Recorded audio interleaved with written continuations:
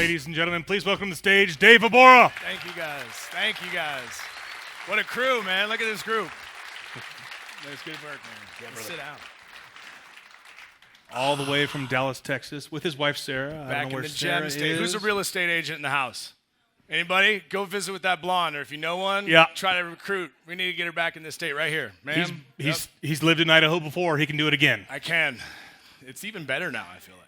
Indeed. So you grew up in Eugene, Oregon, which obviously explains the hair. Yeah, Hippieville, USA. Yeah. It comes with the nature of the place. Yes, and why your brain is mostly malted hops and bong resin. Yeah, you knock on any neighbor's door, they're for sure growing and home brewing.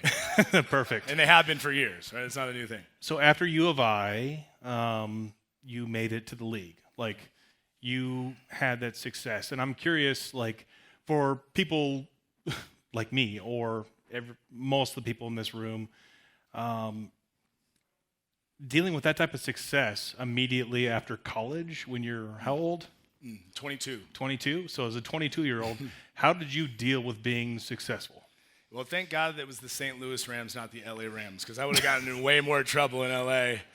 Chris Long, teammate of mine, he was the first overall pick, actually second overall pick, first for the Rams, and I was the last pick. At rookie camp, we became best friends. But it's crazy because, like, you can call me Mr. Anything you want. I got drafted in the NFL. Like, I could care less. But being 22, we joked about this the other day on a podcast, because if we would have been drafted in Miami, there's no chance we would have had careers at all. At all. Hard stop. This is prior to my wife, all right? At one point, so I have two girls, 8 and 10, and then a little man that's 2. Well, when we got pregnant with the 2-year-old, you notice the gap. We weren't planning on that one. And I thought for sure, this is 3 girls. This is the curse. If he's watching 25 years from now, they definitely did. Yeah. So when the girl shows up, it was like, oh man, this is the curse. You know, like I'm for sure going to get 3 girls. So when I got the man cub, it was clear that I guess I didn't do all the bad things before I met my wife, because he gave me a boy at the end of the day. Indeed. So back to St. Louis. Yeah, sorry. Yeah. So you're Mr. Irrelevant, and you're rooming or friending with Chris Long, number 1 draft.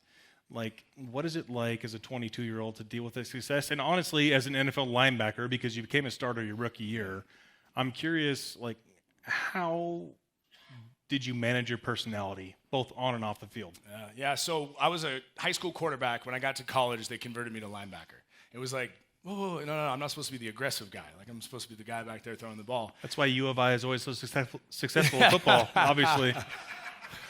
So when that happened, it was like 190 pounds soaking wet in college, and as I, it was always, David was good. Is he good enough to take that next step? And I love the underdog thing. I already had a chip on my shoulder. So I'll never forget, after rookie camp, I'm pretty sure there was no players left in the building. And they found me, and they're like, hey, Mr. Relevant. I swear that's what they called me too. And I'd owned it, and they were like, hey, we have a school that we need someone to go and talk at. Would you mind? And I'm like, what do I have to say? You know, and I'll never forget it, because I got up in front of 200 or 300 elementary school kids, and I said, how many of you guys have ever been the last pick at something? Hand shot up, right? I was like, I was the last pick on Sunday night. It's not going to stop me. It's not going to stop you, right? It was about playing the hand that you're dealt. I know there's a number of people in here, a number of very gritty individuals, to which we just heard from, that it's about that. So for me, it was like, I'm going to try to glean as much wisdom as I can from people who've been here a while, and use those to be able to hopefully create some sustainable career. And, I was able to achieve more than some, less than most, but it was the platform really to set up the most important work today, which, again, back then I didn't know it. And as a 22-year-old kid, you're just trying to keep your head above water. Right. So now, with you doing the Adaptive Training Foundation, let's rewind a little bit to go from that 22-year-old new Mr. Irrelevant, but quick poll here. Raise your hand if you've ever been drafted in the NFL. Hey, that's bullshit, Kevin Holtry. That is not true.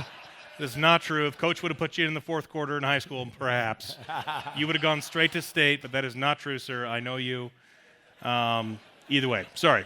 Let's get back to that. So I'm curious, like, that experience in the NFL, I guess I'm curious, how many years you played in the league? 5.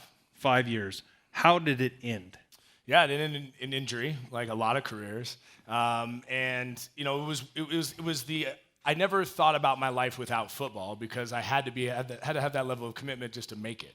The front office people are waiting at the doors. We call them the Grim Reapers. They're just waiting for that. You try not to ever make eye contact or look at them.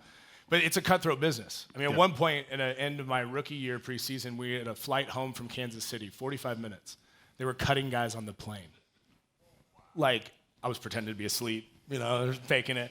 But that's the ecosystem that you're in. And so it was one that I didn't have time to think about anything else than football. So when I did injure my shoulder the last play, I was covering a punt for the Seahawks, landed on the shoulder full speed, and you just heard, that internal explosion sound.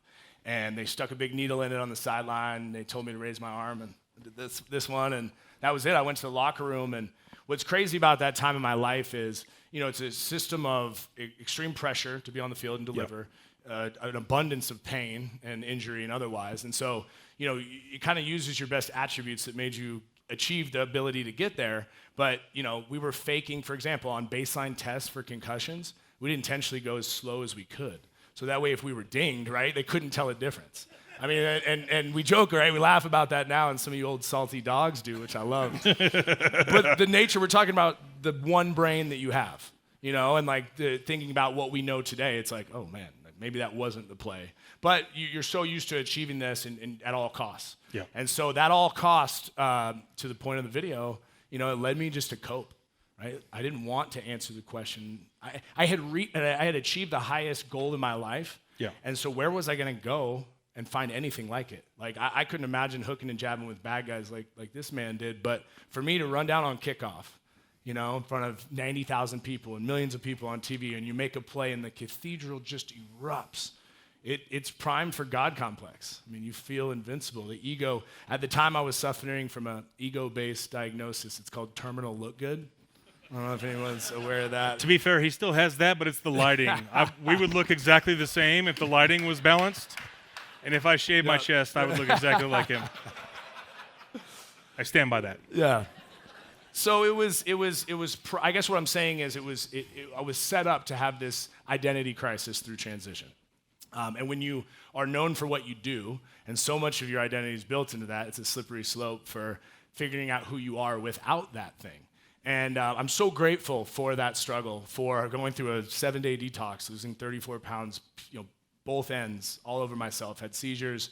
At one point, I told this story yesterday, but I had kind of came to in this days of just, physical war waged against my body from opiate withdrawal.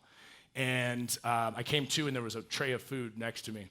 And I'm like, yes, if I can force feed myself, maybe I can find some relief. And I opened it, and it was tuna casserole, which is garbage, much less cold hospital tuna casserole. Oh. And so with all the strength I could muster, I sat up, and like anyone that's ever been through anything like withdrawal, you're all bound up and tremored, and you're like, these DTs is crazy. And I had one of those, and I couldn't stand, and I fell to the ground, the plate shattered.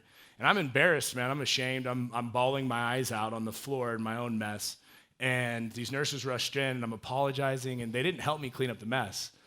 Pretty soon I realized they were restraining me because they thought I was going to use the broken plate to slit my wrists. Now, like months prior, I was running down the field for the Seattle Seahawks. And the question was, like, how the hell did I get here? Right? Like, why? Like, what was it? And what was it for? I don't think I was asking that question then, but like pretty early on in this recovery stage, I was like, man, there has to be a why. And you fast forward, guys like Brian, addicted to heroin, otherwise, like, had I not experienced some of that synonymous stuff, there's probably not a way that he would have listened to me, or at least found any trust in the relationship that we had, because I had been through some of that pit of despair as well. So again, it's knowing that the scars that you've been dealt, whether you chose them, like again, I had done that to myself, or if there was a coping mechanism set off by other things, you realize, like, you go through enough of those things, you realize that those are the qualifiers. They're the things that actually equip you to be a better leader, right? Because the compassion part of that is, like, if you've never experienced, you don't have a lot of compassion for other people. And so I was very grateful quickly to realize that, man, that is part of my superpower.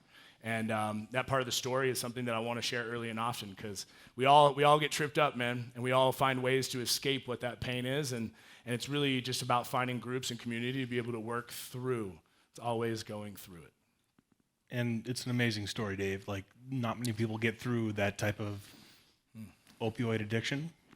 And your willingness to share it is incredible. But if you don't mind, can we talk about, like, what other trauma you had in your life that also led to everything else. Like, honestly, I don't know if it led to your NFL career, because childhood trauma leads to a lot of things that makes people lean one way or the other, get super freaking strong, but find a way to make that pain into something positive, or super freaking strong and make that pain into something destructive. Yeah, for me, the facade was built as a result of a scar. You know, I was a 10-year-old boy, the neighbor who I thought the world of, who was 7, 8 years older than me, sexually abused me. And through that experience, I felt broken, I felt ashamed, I felt confused, I felt so lost. I'm certain that I sit before you today saying this with true honesty.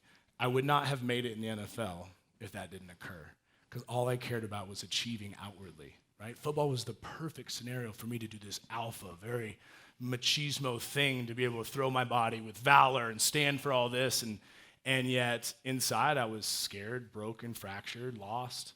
And it was actually almost 2 decades later, when I was going through rehab, that a counselor asked me if anything had happened, and I really consciously wasn't aware that it had. I'd stuffed it and repressed and suppressed it so deep that it didn't happen. And my first answer was like, no, none of that happened. I had a great upbringing. My parents are awesome. And then it was like that night, the lid, something had kind of burst of Pandora's box, and all of a sudden I was having dreams.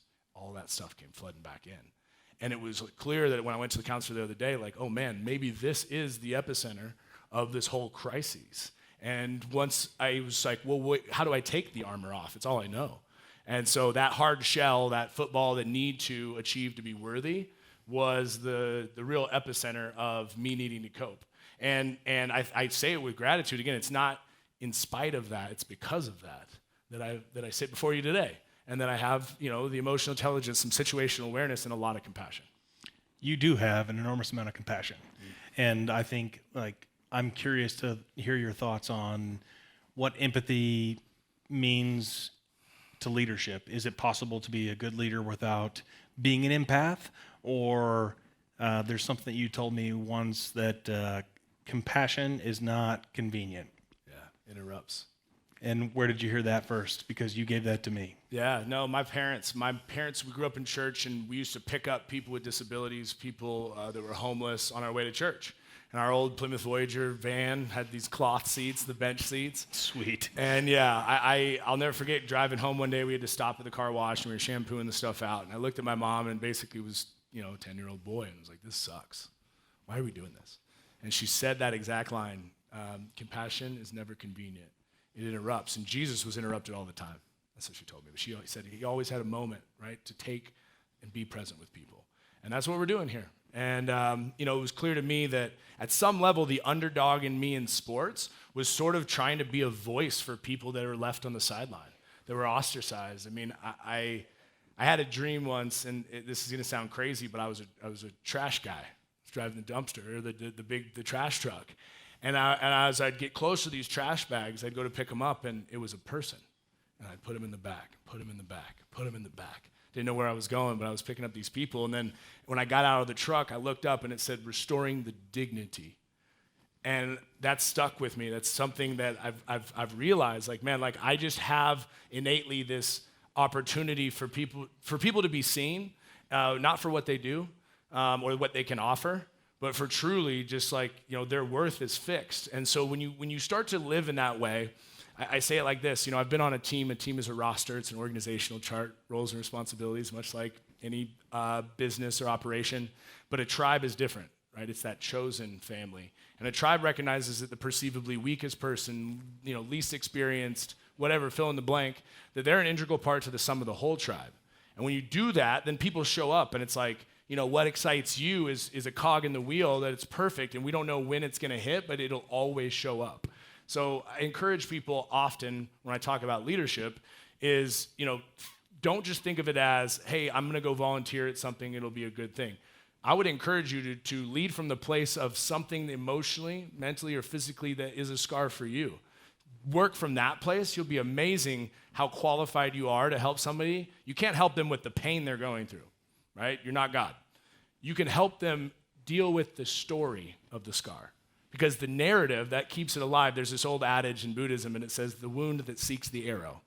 right? The arrow may come in and hit you, but the wound that seeks it is the story that gives it charge. That says this is bad, this is harmful, this is, instead of, man, maybe this is the thing that is qualifying me for this next new thing. And I think that, when I go through those seasons, I say this often to our athletes, but every storm runs out of rain. Every storm runs out of rain. Everything is temporary.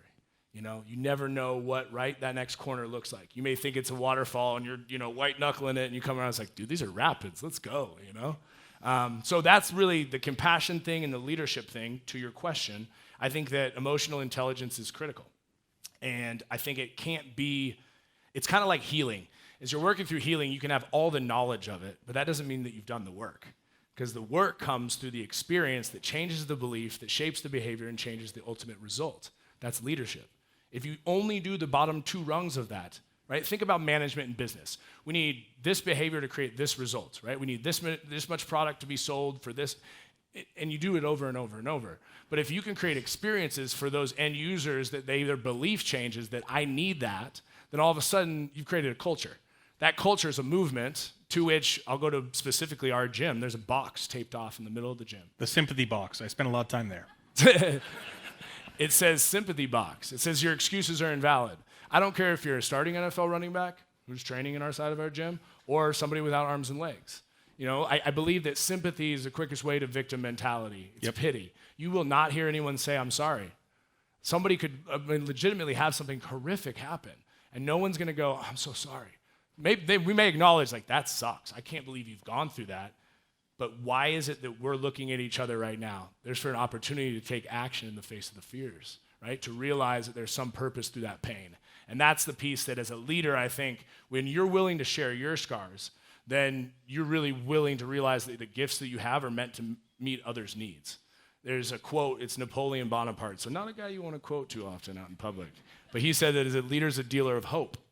And think about a time you've been helpless or hopeless. Maybe someone just looked you in your eyes and treated you like a whole person.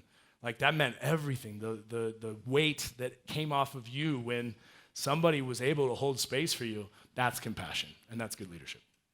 That's incredible. And I do think that hope is hope is where we can look at things as they are and still find confidence and in what's coming. And I also, I'm curious because Mission 43 and Challenge Athletes Foundation of Idaho, we're basically dealing with people that are in the midst of transitioning from the military to civilian life, for both vets and military spouses, transitioning from being an able-bodied person to being a person now living with a disability of some kind. So I'm curious for you, what was it that had you break at your low point, or whatever that low point was? Was it the transition? Was it the loss of identity? Was it the physical pain? Was it the childhood pain? What was it specifically that made you hurt? I think the core of it was I felt like I'd let people down, and I'd let myself down because, as an addict, you're someone who, it's the gambler's mentality. I'm down 8, I'll make it back 9. And you keep pushing this thing, and it's like catching the beach ball in the pool. Every time you reach for it, you knock it a little bit further. And as high achievers, you believe, I'm capable, I don't need help. And so it was that same day 3, night 3, whatever it was. I don't know if it was day or night. But a nurse came in, because that was where I was in despair. I was talking to the little smoke detector that was blinking above my bed. I was in a loony bin state. Anything to try to find escape from this. And Tina came in, and she sat with me. I'm pretty sure she gave everyone else her shifts, and she sat with me all night. She prayed, she talked with me, she held my hand. And I think in that state, I was praying for an angel, and she came, she showed up, and I still talk with her to this day. She's still amazing. She's in recovery herself. And I think that was the self-loathing. That's what it came down to. It was the I deserve this. Yeah. I am wrong. I am bad. All of that self-deprecating stuff. And that was a low point for me. And yet, again, it gave me a really unique look at that voice in our head that doesn't pay rent. You know, that little thing that always tries to tear you from the present moment and put your personal preferences above everybody else's. That was what got rampant and went out of. It was like, that's not how I was raised. Yeah. There's all these different things, and I think I was just so belligerently focused on David being the football player that I felt I was sad and a little bit just ashamed of myself. In that time when like you're at your lowest point, because some people in this room may or may not have been in a similar place, what at that point, if anything, were you still proud of? I don't think I could focus. I couldn't find anything. I think I was Nothing? numb. Yeah, I mean, apathy to anything. It's sort of the, What made you keep going then? That's a great question. I'd say the thing that kept me going was some level of hope that that somehow like God could turn it around for me.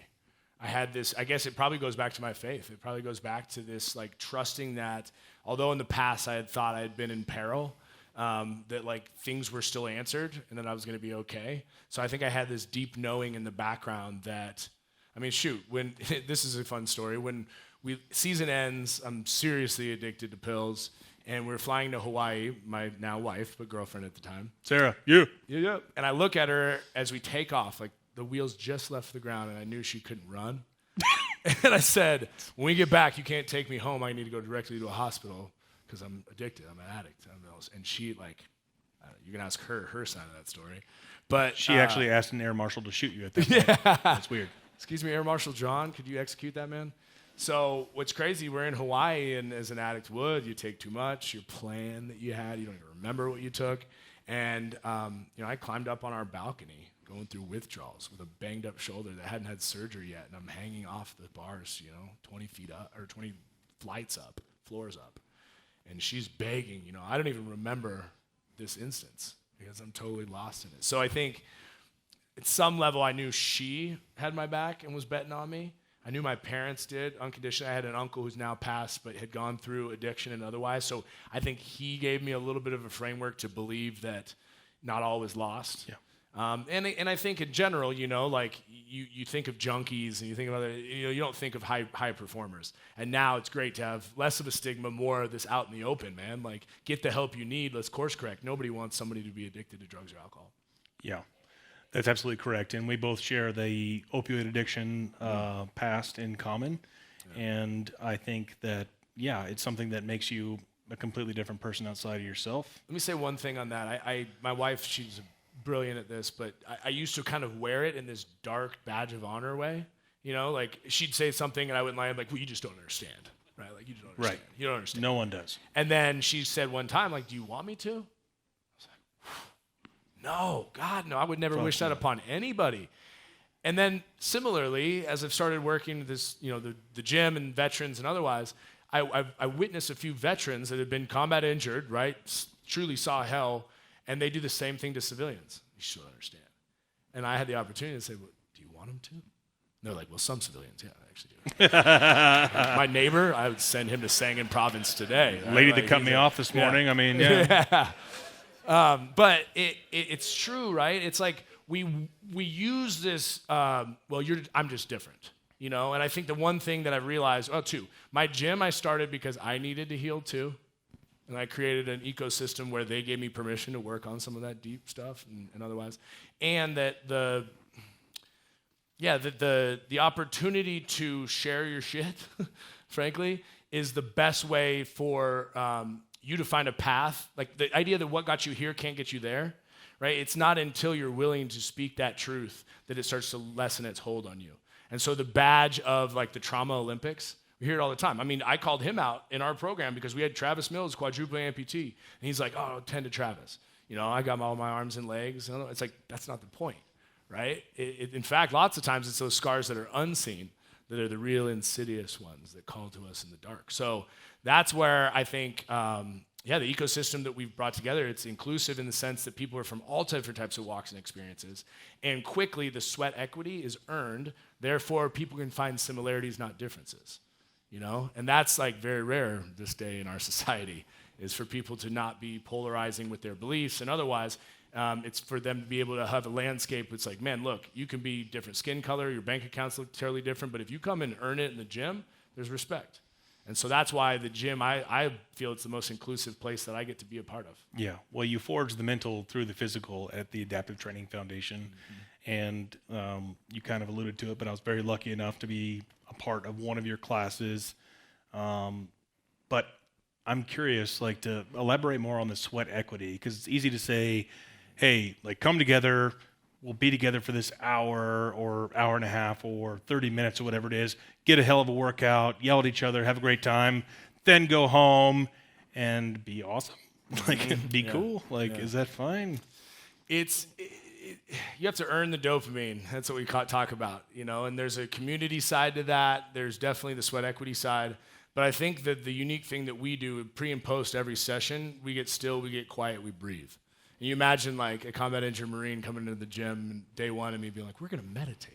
Like, okay, hippie, I'm out of here. You know what I mean? Like, no chance, none at all. He is from Eugene. Yeah, but if I say, look, have you ever had to concentrate on your breath and your heartbeat when you were behind the scope of a firearm? Yeah, man. Like, you're probably better at mindfulness than me then. Right? And they're like, oh, cool. I'm good at it? All right, cool. And then we get in and we start to equip them with tools, right, which the breath is a tool, and it's the first thing you do in life, the last thing you do in life, so it seems to be pretty important. And what it can do is help govern the nervous system, right, the switch between fight and flight, rest and digest, right, the sympathetic, parasympathetic dance. And what you see is guys like Dan, especially guys like Dan that served at such a high level, you know, his stress, his threshold for that switch, he's actually more comfortable in the sympathetic state. Like, he'll create his own chaos just to feel calm, just to feel collected, right? He doesn't do normal good at all. This is not about me, Dave. We're here. See how I turn You're around. the guest. Yeah. But that's true. It's like, and I think our athletes will talk about, I just want to feel normal again. Like, I can't regrow your leg, dude. How about uncommon? There's a quote, it's Harley Quinn, but she said that normal's a setting on the dryer, baby. Right? Uncommon is what we want to be. That's a real compliment. And so, yeah, I think that to me, where people start to find, I guess just the commonalities, man. Well, I think, so for me, I don't label myself as an adaptive athlete, and you are not an adaptive athlete. So what is it in you as an elite, able-bodied athlete that you think has allowed you to become so successful at making meaningful connections with adaptive athletes at all stages in their career? Yeah, my why, man, whether it's from a stage or in the gym, is to help people close the gap between who they think they are and who they're called to be. Now, what does that mean? Well, it's a hero's journey. And I want to be a little part of just that person that's cheering them on, that's reminding them, like, it's in you. Like, you got this. Like, I mean, Fred and I got to climb Kilimanjaro together. And Phil Quintana, so he was a below knee amputee. So he did like 8 years. Marine, got blown up, did 8 years of limb salvage, then became a BK. And then after doing so, had to have a revision, became an AK, 6 months prior to us going to the tallest, mountain in Africa. And by the way, he was allergic to sulfur-based meds, so he couldn't take any Diamox or altitude meds. And, on summit night, it was 6, 7, 8 hours of every step. I would plant my foot right behind his prosthetic so it wouldn't slide out from the rock, the loose rock. And, at times he was crawling. And, it's amazing when you get to, there's Gilman's Point, which is a false summit, and you're at like 17.5. At this point, you're getting up to 19.3. And the guide comes over to me and he says, hey, we're going to send Q down. He's at that point. I used some choice words and then walked over to this Marine and just opened my hand, which had a rosary beads of one of our brothers that took his life January 3rd, 2018, a man who was supposed to climb Kilimanjaro with me. And I had those beads. I just opened them up. He nodded and got it done. So I think the key is caring and believing. I believe wholeheartedly. I mean, you just said it up here. Like that idea of coming up to the governor, the limiting factors, that the ways you previously defined what's possible, and then gutting yourself and seeing that bar lift a little bit, that's what I live for. And so after our program, we make them commit to these goals within 90 days, and I try to be a part of as many of them as I can, whether that's summiting a peak and camping, or if that's running a marathon, an ultra marathon, a Spartan race. And so that's where I want to be their huckleberry. And I think that for us, the only disability is a fixed mindset. So as long as you have a growth mindset and you're willing to be uncomfortable to grow, I mean, our program's not for everybody. Like, you will feel attacked early and often. That's correct. Because that's what we do. It's like, if I'm just fanning and complimenting you and all the time, then I don't get to see who shows up under stress, even if the workouts are hard. And so we'll do visualization where I'm talking to a man. I use this story today. He's the head director of homicide for the FBI in Denver. He's an above-knee amputee, active duty. And he was doing tire swings. It was week 2 of our program. And I walked up to him and I said, hey, on this set, I want you to swing that for every time that you've snapped on your kids since this happened. And he swung it a little harder. Then I said, hey, every time that you're snapped on your wife, a little bit harder. And I just took a gamble here, and I leaned over and I said, every time that you took more pain pills and more sleeping meds, hoping you didn't wake up. Now tears are streaming down his face, and he's obliterating that tire. Fast forward, I had not spoken to him about that experience and that moment in training, that visualization. But at graduation, he comes up to me and he says, since then, I've slept like a baby. Because it's giving somebody the permission slip, man. Be willing to let somebody fall apart and just stand there and then let them know that they're okay and help them back up. That's what we do at the gym. And that's why, again, I don't let anybody pay a dime. We fly them there, we house them, we feed them, we train them. It is, you just come to work. Let us worry about everything else. You know, and pretty soon, if they trust that process, they get spit out the other side, and they go from, I want to feel normal, to up at graduation, like, I'm going to do this and this and this and this and this. And then they get hired back as alumni to train others like them. And that's the real glue, man. The magic is, I may have trained 100 below-knee amputees. I'm not one. Those closest to it, those are the ones built to help address the issues. I think it's unique to talk about because we're partnered, obviously, like part of JCAF, part of the Idaho Outdoor Field House is half and half. Mission 43 for veterans and military spouses and their families, and Challenge Athletes Foundation of Idaho. You are not from Challenge Athletes Foundation.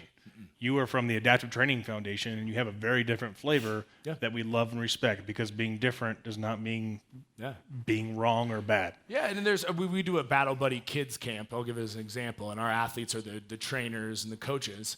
And that we're not attacking these guys the same way that we are some of those people that came in for the 9 weeks. And the truth is they chose to be there. And if any time it's like, hey man, if you want to step off this train, by all means you can. But the second you get to the airport, you're gonna be so upset. You're gonna be like, why, man? Or the second you get home, you're gonna just be like, God, I should have stuck it out.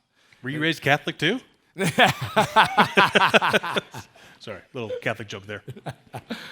Oh, man, you're on fire tonight, Dan. This is good, dude. Is he ever this good?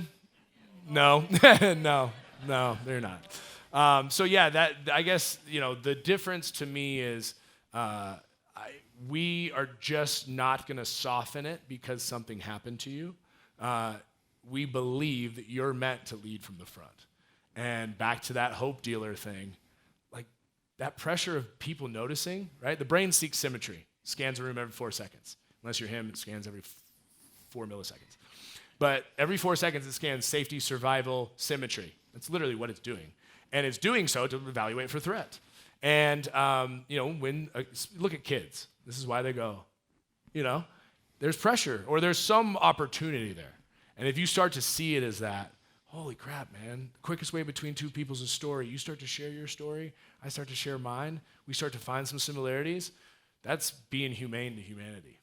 Well, I think that's interesting too, because to follow up my question about you being so able to connect with adaptive athletes and their loved ones, like you've never worn the uniform of our nation, and yet there's conversations that we have that I don't have with a lot of other military veterans, to be honest.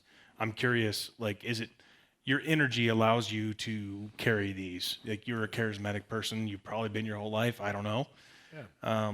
But what is the actual secret sauce in connecting with people that have seen some horrific things in the military, or just military veterans in general, from a culture that is uncouth? Yeah. I don't know what's the correct word. Yeah. I don't know. Yeah. Look, I come from 3 generations of Marines. Grandfather was 31 years in the Corps. Answer complete. And so had I not been married, my wife been pregnant, even when I retired from football, I'd signed every freaking waiver to figure out a way to go out there and take on the uniform.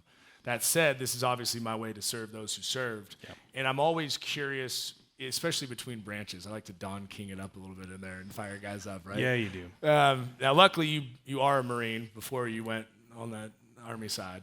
True. So I'm a little biased, but I think for me it was, I like to be disruptive in a positive sense. So I'll see a triple amputee at the airport, and run up to him and be like, dude, how much do you bench with that arm? He's like, what? Like, no one's ever said that to me. Like, I just did. Answer the question, And then pretty soon that guy, like, you've diffused so much of what they're used to. And people are kind. We were talking about this today. It's like, hey, people come up, thank you for your service, or like, hey, you're like, maybe somebody saw an adaptive athlete at the gym and came up and was like, you're such an inspiration. And maybe that feels patronizing, but people don't know the right words. But the intention to come up and have an exchange and dare I even call it a compliment, right? If you want to accept it as such, that goes back to the same thing. I mean, I remember being, and I'm going to parallel this, but at Hayward Field, Eugene, Oregon, Tracktown, USA, before digital age, I would stand by about 80 meters into the 100, there's a wind aid gauge. In case they have too much wind, if it's a world record, it doesn't count, right? So I would stand at this gauge, and the second the sprinters would go by, I'd turn and pretend I was Carl Lewis and run as fast as I could to report the number. Well, we were at the Prefontaine meet, and Carl was there, and he was standing there, he was doing nothing, and I wanted him to sign my hat. And he looked at it and just went. And I looked at my dad, and I said, if I ever get asked for an autograph, somebody to ask my autograph, I will take the time to stop and sign whatever it is. I mean, I've signed hair gel bottles. I've signed random bananas or whatever it is. I still have your autograph on my chest. Well, you tattooed it after that. Anyway. So the point is it's like, I think the thing in me, right, I'm sharing experiences that formed me. That Carl Lewis one was a big one. And so the same thing is true. I want to be disruptive, right? I want to say the thing that kind of borderline offends, a little shock value. Did you just say that to me? My first ever civilian athlete is a spinal cord injury, this spicy Latina, Vanessa Cantu, and her daughter was 9 months old when she first started with me. And I was watching her daughter, Izzy, she would stand up and fall and stand up and fall. And I looked at Vanessa and I said, why is your pride so big that you can't do the same? She goes, oh, I like that. And that was the last time I ever tried to be disruptive with her because I got permission. I skated by on that. But I think that's really it. It's like I want to inspire, or not even that. I want to affect people to see that they have so much more that they could tap into. And then I want to do life with them. Like, I'm not the football player that puts my name on the foundation and is not involved. These are my friends. My kids have grown up around this. They don't see... Oh my gosh, I gave a speech in a very liberal place once, and the lady was like, it's not that we can't see disability. I was like, that's not what I meant, right? I mean, they see the physical difference, but it's normal. It's like, I had a double below knee come to my house for dinner, and it was 30 minutes into it, and the kids left the room, and he's like, why aren't your kids staring at me? They should be staring. This is weird. I'm like, they asked for wheelchair Barbie, or they asked the Barbie leg to be ripped off every year because they're like their friends. They went trick-or-treating on a Marine's lap when they were 2 because they were too scared to go up to the door and he didn't have legs. Like, this is the life that we chose. And, there's a million different things that we have opportunities to do. When I get back to that, it's home. Is it stressful? Do people come to me like, if I could just talk to Dave, right? Like, I'm not the pastor of the mega church. There's no osmosis. I don't heal. But if I have the opportunity to interact with you, then I'm going to make sure that you realize that I believe you're worth it. And that I believe that if I can pour into you, how many more people can you help? And that's, as long as I'm on earth, I'm going to keep doing that until it's my last breath. How do you maintain? Like, that's being a cult of personality, honestly. Like, yeah. ATF would not be ATF, the Adaptive Training Foundation, without you. And that carries a lot of weight. And you don't always have wins. Like, we've talked about it before. You've had people go through the program and then take their own lives. Like, there's some heavy stuff that comes with being the leader. I think I hang my hat on the days that I have with those people and the experiences that I have that perhaps they wouldn't have, or I wouldn't have had that they not been coming in, had not come into my life. But it's about knowing where you fill your cup up. And frankly, the truth is, when you asked me months ago to be a part of this, like, you're the reason that I was like, yes, because Dan's one of those people for me. Fred's one of those people for me. Right? My wife's definitely one of those people for me. I should certainly hope so. Yeah, thank God. Because again, she sees the iPhone battery drain. And I'm like, it's on 2%, baby. It's cool. I'll plug it in tomorrow. And, you know, that's that cyclical nature. You guys got to realize, like, you're talking to that gambler, that addict in me. And the ick can find its way. It may be workaholic, right? It may be, you know, fill in the blank. And so there's an escapism and a beautiful distraction to serving other people. Yeah. But you got to put people around you. She hates when I share this story, but I'm going to do it. Do it. So I started for-profit gym to start this whole thing, and then I met Travis, and then we did 2 warriors, 10 warriors, 20, and I was still trying to I was making good money on that. I was training the Staubach family, and doing it was a pinch me type of stuff, and I was sleeping at the gym some nights, laying on yoga mats. I came home, it was 2 a.m., and I entered from our garage, and I could see the dining room table. She was sitting underneath, interrogation, one of these lights on. I'm pretty sure there was truth serum in a vial that she was squirting to. And in that moment, I was like, I'm going to fake my death and go to Mexico. And I did. You're not wrong. I sat down, and she looked at me, and she said, do I have to be missing an arm or a leg for you to put the same type of focus and attention on me and our family? Right? 2 young girls. And it wasn't it was swing at me. It was just it was a truth mirror. It is. Because I'm so passionate and so all in, right? Just like football, I was beginning to repeat the same pattern of blinders on for this sole purpose. And, your greatest attributes is that quote in Batman that's with Two-Face where he's like, you live long enough as the hero, you watch yourself become the villain. So that's why you need guardrails. You need people that's like, hey. All right, Tony Robbins. Pull it back, pull it together, find a way. And after we train them for 9 weeks, we get to go on a week-long redeploy trip. So we partner with Care and Higher Ground out in Sun Valley. That's where we'll be in June. Amazing organization. And that's also, I kind of built this lifestyle where I don't have to have a grown-up job. And I get to go on trips once a quarter with a bunch of adaptive athletes doing firsts, jumping off cliffs up at, was that Redfish Lake up there in Stanley? Indeed. I mean, that's the stuff that I live for. So there's a healthy selfish to all of it. Realize that when you do pour into yourself to fill your cup up, then that therefore pours out on all the people you care about. And it really is a testament to God, because I think that's the balance of living optimally. That's a way better answer than you gave yesterday. Was it? In my truck. Turn on the lights, bro. Turn on the microphone. What? Yeah, no kidding, man. If you wanted to leave one message to these people, both adaptive athletes, military veterans, military spouses, civilian supporters, the folks that actually care about this mission. Seems like there's a lot of them in the room tonight, man. Thank you, guys. There's 1 or 2. Thank you for making it out. And, before I ask that, I guess, what is your impression? In your short time here in Idaho, you've had some interactions. Yeah. What is your impression of Mission 43 and Challenge Athletics Foundation of Idaho? I think it's beautiful synergy. It's awesome to watch people play in the sandbox together. I mean, the Albertsons Foundation and the family. Jamie was getting after a workout yesterday morning with us. I mean, again, kind of I'm not at the gym every day because I get the opportunity to come and tell the story and raise money and do the thing. But most days I'm at the gym. And it's so cool to have leadership that is in the box with you, doing the work, and not just, saying they are. And so is that a jab at me because I wasn't there for the workout? He wrote the workout. I came half hour late with a coffee. Is my bad. Classic officer move, knife handles out. Everything good here? You guys, okay, I'm going to. Yeah. All right. Some officer stuff right there. I think Mission 43 is, there's certain veterans that are always going to turn their nose up at charity, right? And I understand why. There's a lot that have been taken advantage of or made promises or otherwise. But if you really do get to know the people behind the mission and the mission statement, then it's quick and easy to earn their trust and vice versa. And once that happens, then it's like people come in and, Higher Ground or Mission 43, they should have a motorcycle club thing. It's like, do you have a bike?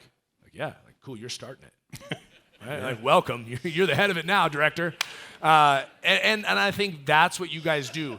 You don't just stick to the vision in a callous way when people are telling you, this is where we need to course correct. And taking that into effect is really good leadership. It's understanding the blend and knowing that, again, a veteran can come geographically home, but they're not actually home until they can find a tribe, community, and a new ridgeline, a new purpose. And I believe that the uniform has nothing to do with that. It's those that have the opportunity to serve still from the front, even though that uniform's gone. President Bush came to the gym, said the same thing, and they were all like, I was like, you guys don't nod when I say the same thing. Like, Well, I mean, maybe I guess your commander-in-chief who you swore in under is a little bit of a big deal. But, I consistently feel confident that no matter if it's one person in a room or one person in the gym, that the message can reach all people. And, to your point, it shouldn't have to take tragedy or catastrophe to make a change. We're all habitual creatures. But if it does, that's why we exist, right? For your sister, for your mother, for your brother.